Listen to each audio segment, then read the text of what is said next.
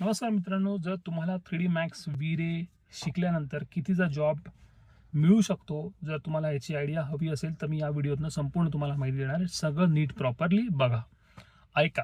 So 3D Max V-Ray जर तुम्ही शिकलात आणि तुम्ही जर ॲज अ फ्रेशर तुम्ही जॉब बघताय तर तुम्हाला साधारणपणे 15 ते 20 हजार तुम्हाला त्या दरम्यान सॅलरी मिळेल. आणि कधी समजा जास्तही मिळू शकते, म्हणजे 20 ते 25 पण होऊ शकते. याचं रिझन सांगतो की तुम्हाला तुमच्याकडे टॅलेंट केवढं आहे. लेट्स टेक एन एक्झाम्पल की एका ऑफिसमध्ये गरज आहे 3D Max आणि VFXची, 3D Max आणि V-Rayची. तर तिथे वॉकथ्रू अडकलेला आहे. वॉकथ्रूसाठी लोक पाहिजेत.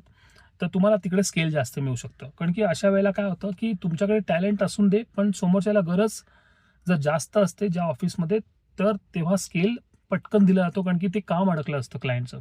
ही गोष्ट अर्जन्सीमध्ये येते.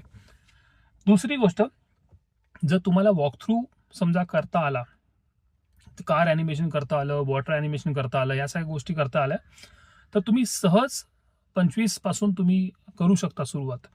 कारण की वॉकथ्रूची डिमांड मार्केटमध्ये जास्त आहे आणि वॉकथ्रू करणारी लोक कमी आहेत, कंपॅरेटिव्हली कमी आहेत.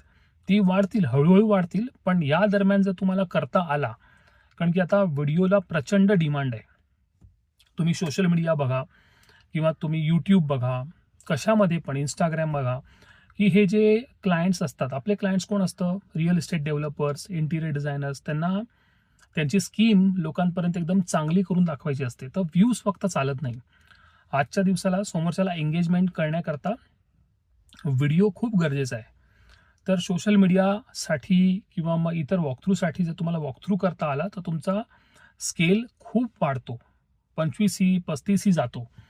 तर तुम्हाला सिरियसली करायचं असेल तर तुम्ही 3D Max, V-Ray, केओज वॅन्टेज ह्या सगळ्या गोष्टींच्या मागे लागा. 100% तुम्हाला चांगला जॉब मिळेल. फक्त एवढंच आहे की तुम्हाला आलं पाहिजे करता.